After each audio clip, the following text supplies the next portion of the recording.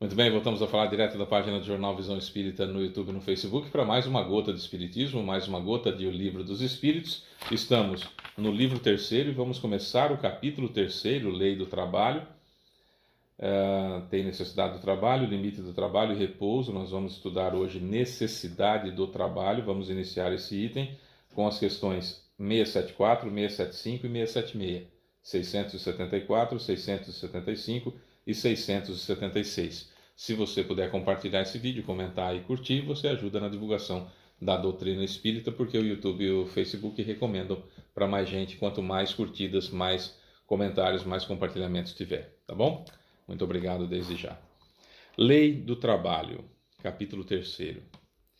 Necessidade do trabalho. Questão 674. A necessidade do trabalho é uma lei da natureza? Resposta. O trabalho é uma lei da natureza pelo próprio motivo de ele ser uma necessidade.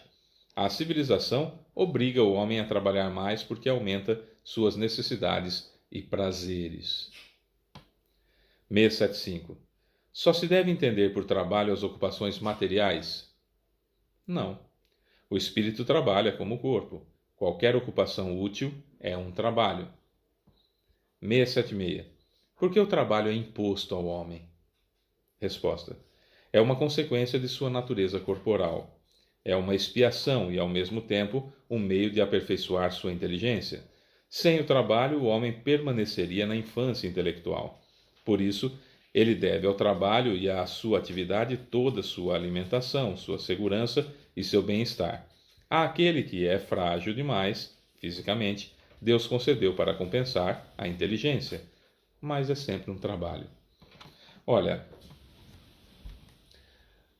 precisamos trabalhar? A necessidade do trabalho é uma lei da natureza? Sim, precisamos trabalhar desde a ideia de subsistência, passando por todos os seres vivos. Vamos pegar o princípio inteligente lá no reino vegetal. Está aprendendo o tempo todo como buscar energia, buscar nutrientes, transformar o oxigênio em energia, o gás carbônico em energia, quem tem folha verde, né? Transformar o gás carbônico em energia e soltar oxigênio, ou seja, fazer a fotossíntese. Desde o princípio inteligente, desde quando ele estagiava no reino vegetal, já individualizado e com vida, está aprendendo a trabalhar pela própria subsistência. Quando esse princípio inteligente está no reino animal, também está aprendendo a subsistência, a caçar, buscar. Quem tem força, caça na força. Quem não tem força, caça na astúcia. Quem precisa de proteína, de carne para sobreviver, que são os carnívoros, com os olhos mais voltados para frente, mais fixos, com capacidade de explosão, né, de sair para, como os felinos, por exemplo, aquela capacidade de do nada sair em alta velocidade. Aqueles que não precisam, que são os chamados herbívoros, que têm o estômago e o sistema digestivo trabalhado para isso. Então, o dia inteiro trabalhando, buscando comida. O elefante, por exemplo, a quantidade de ervas que ele tem que comer, né, para manter aquele corpanzil todo. Então, é um trabalho incessante de busca de comida. No caso, não serve muito de exemplo no que diz respeito aos animais domesticados já. Mas vocês entenderam o ponto que eu quero chegar. Quando esse princípio inteligente é transformado em espírito, nós já aprendemos que precisamos manter a nossa subsistência. Nós precisamos trabalhar para isso. Nos tempos modernos, trabalhar não só para a subsistência, mas também para ter alguma coisa a mais, um conforto a mais e até supérfluos. Isso é verdade, isso acontece. Aquilo que ele fala aqui, né? A sociedade, a civilização obriga o homem a trabalhar mais porque aumenta suas necessidades e prazeres. Isso é verdade. Que também gera outros empregos, que também gira a roda da economia. Então precisamos saber que também nessa situação de buscar os prazeres, de buscar o conforto, nós estamos fazendo a roda da economia girar, e a roda da economia girando, mais pessoas têm empregos, mais pessoas têm trabalho, mais pessoas têm dignidade, mais pessoas têm o seu salário para satisfazer as suas necessidades. Isso é muito importante. Por isso que é tão culpável aos olhos de Deus pessoas que são especuladoras, por exemplo. Tem um sujeito que está direto na internet, a filha dele também está direto na internet falando: eu não sabia que meu pai era rico, aquela coisa toda. O pai é multimilionário, é dono de um monte de empresas, de ações, de tudo quanto é tipo, mas ele não faz a roda da economia girar de jeito nenhum, nem comprando produtos para o seu próprio uso. Ele tem um carro antigo de 2010 e uma picapezinha para uso diário. Nem girar a roda da economia ele gira nesse sentido, nem deixa os filhos fazerem isso, aluga as coisas, não compra, porque se comprar um... Ah, seu pai não tem o iate com condições que ele tem? Não, não tem, porque aí tem que pagar estaleiro, tem que pagar alguém para fazer isso, pagar alguém para fazer aquilo. Aí são 10 funcionários que teria, então ele não quer esse tipo de coisa. Então, esse é um especulador que vai dar muito problema para ele mesmo, porque ele não trabalha fisicamente. O trabalho dele é intelectual, de ver quem está quebrando, que está com dificuldades terríveis, ele vai lá e coloca o dinheiro nas ações, compra as ações barato, dá uma melhorada, vende as ações mais caras, e assim vai fazendo esse jogo no mercado financeiro. O dinheiro especulativo, que não serve para nada, não faz o país crescer, não faz a roda da economia girar. Realmente, esse tipo de pessoa é prejudicial, à sociedade. Esse tipo de pessoa é prejudicial à sociedade. O trabalho tem que dignificar as pessoas. Então, você tem tanto dinheiro assim, faça a economia girar, dê salários dignos para as pessoas poderem ter conforto em suas casas e tudo mais. Como aquelas pessoas que fazem a seguinte proposta para a pessoa que trabalha em sua casa limpando e cuidando dos filhos. Qual a proposta? Olha, como você mora longe e fica muito difícil, você chega muito tarde na sua casa e tem que sair muito cedo e tudo mais, então você fica aqui de segunda a sexta, a gente tem um quartinho para você, o chamado quarto de empregada, você fica aqui durante a semana e no final de semana você vai ver sua família. É escravidão.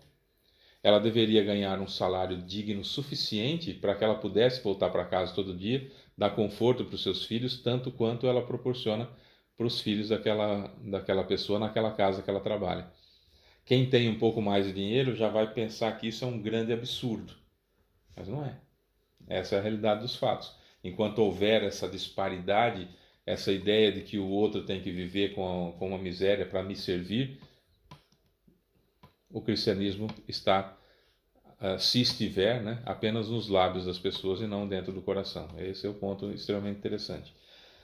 No que diz respeito à ocupação, é claro que ocupação intelectual, é claro que toda ocupação de cuidar de uma criança, de cuidar de um idoso, de cuidar de uma casa, de cuidar de um lar, de manter um casamento relativamente feliz, é um trabalho penoso, difícil e extremamente árduo? E é trabalho sim. Trabalho sim. Isso é importantíssimo que nós saibamos. Principalmente em divórcio a gente vê muito isso, né? Eu trabalhava e ela ficava em casa o dia todo e agora quer metade do que eu tenho. Se ela não te desse toda essa segurança que te dava no lar, segurança suficiente até para que você fosse canalha, inclusive, né? Então você não teria o que você tem. Então para lá, né? Tudo é trabalho, tudo é digno. Isso é muito importante. A não ser aquele trabalho que é para fazer o mal para os outros, aí não, né? Igual aquela pessoa que estava no jornal com um cartaz de desaparecido. Ah, meu marido desapareceu quando ele foi trabalhar. O que ele faz? Ele é ladrão. Isso é verdade, não é piada, não é meme, é verdade. Ela estava lá com cartaz de procurado, né, de desaparecido na realidade, e a profissão do marido era ladrão, ela fala. E chorando ali, desesperada, que não sabia onde estava o marido. Isso não é profissão, ladrão, fazer mal para os outros, né? Aí não, né? Tirar o que é dos outros, isso não é profissão, definitivamente. E a terceira questão que nós trabalhamos, porque o trabalho é imposto ao homem. É uma consequência da sua natureza corporal. Agora, por que é que nós temos a ideia de que trabalhar é ruim? Porque há muitos séculos que nós recebemos essa informação da Bíblia. do capítulo 3 da Gênesis, escrito por Moisés, onde Deus, ao expulsar Adão do paraíso, ele diz: olha, como você comeu o fruto que aquela lá te deu, e é mais ou menos nesses termos mesmo que ele faz, depois você procura na Bíblia para você ver. Como você comeu a fruta que aquela lá te deu, então agora você vai ser expulso daqui, vai para a terra, e lá a terra vai produzir espinhos para te machucar, ela vai produzir problemas para te machucar, vai te causar dores, e você vai ter que comer o pão que o suor do teu rosto te der. Você está condenado ao trabalho. Então, o tempo todo nós temos enfiado na cabeça que o trabalho é um castigo de Deus, porque Adão fez uma bobagem lá atrás e agora nós temos que pagar por isso. E se fosse verdade que o mundo começou com Adão e Eva, porque não é verdade, mas se fosse verdade que o mundo começou com Adão e Eva, já teria acabado no dilúvio e nós já seríamos descendentes de Noé e da família dele. Então, pera lá, não é? Já está longe, Deus já resolveu a questão já, né? Mas não existiram nem Adão e Eva nem o dilúvio, enfim. O fato é que não tem água suficiente na terra para cobrir tudo. Só por essa razão. Entre outras milhares de razões, essa é a primeira dela. Não tem água suficiente, nem derretendo os polos não cobre tudo, né? Mas enfim, o fato é que nós temos a ideia o tempo todo, e tivemos durante muitos séculos, de que o trabalho era algo imposto a nós por um erro cometido por ter desobedecido a Deus. E isso confunde muito a nossa cabeça. Até hoje a gente acha que o trabalho principalmente o trabalho que nós fazemos para sustentar a nossa casa, que muitas vezes nós nem gostamos, aliás, a grande maioria de nós nem gostamos do trabalho que nós fazemos.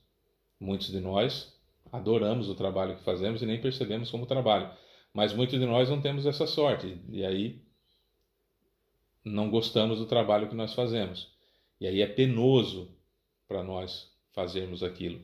E a gente tem lá no fundo, a gente sabe que isso é uma lei natural. Agora, um pouquinho antes de chegar no fundo, tem a parte do aprendizado dos últimos séculos, da ideia de que Deus fez isso conosco porque Adão fez uma grande bobagem, que foi comer a fruta que a Eva deu para ela, né? Que estava tão doidona que ouvia a serpente falar. A não ser que no paraíso todos os animais falassem, né? Mas, enfim. O fato é que, dentro dessa situação, o trabalho não é um castigo, é imposto ao homem, ao ser humano, para que nós cresçamos ao desenvolver coisas, ao desenvolver a inteligência, a desenvolver principalmente a inteligência mesmo, porque inteligência é a capacidade de resolver problemas.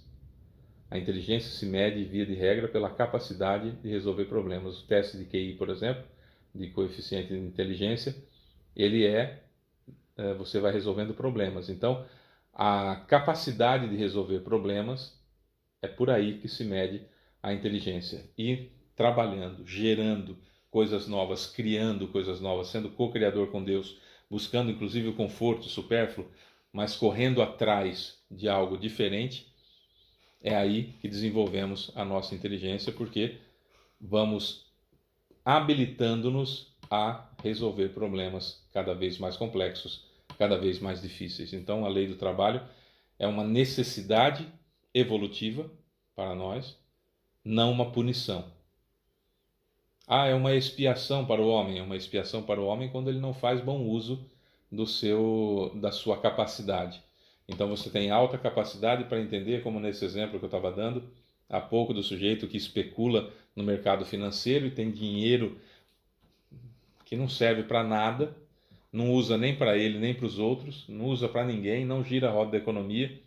Essa inteligência, esse tipo de trabalho intelectual vai fazer falta para ele na próxima encarnação, definitivamente, quando ele perceber o tamanho do mal que ele gerou, porque todo mal que resulta do bem que eu não fiz será acreditado na minha conta de infelicidade. Então você imagina o tamanho da conta de infelicidade desse sujeito, que vai escolher uma vida laboriosa, uma vida de suor no rosto, uma vida de literalmente arar a terra com o suor do próprio rosto no trabalho. Então, uma expiação que eu peço, que eu me coloco em condições para ter diante do mau uso que eu fiz do meu livre-arbítrio, do mau uso que eu fiz em não fazer o mundo girar.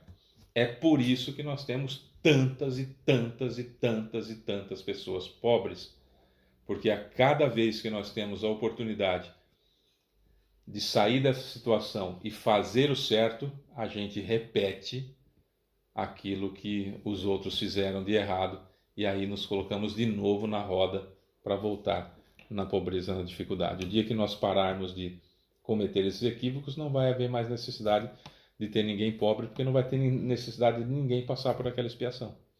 Entenderam como é que funciona? É assim. É isso, eu sou Fábio Pereira, essa é mais uma gota de Espiritismo, amanhã tem mais. Beijo pra você que fica, tchau.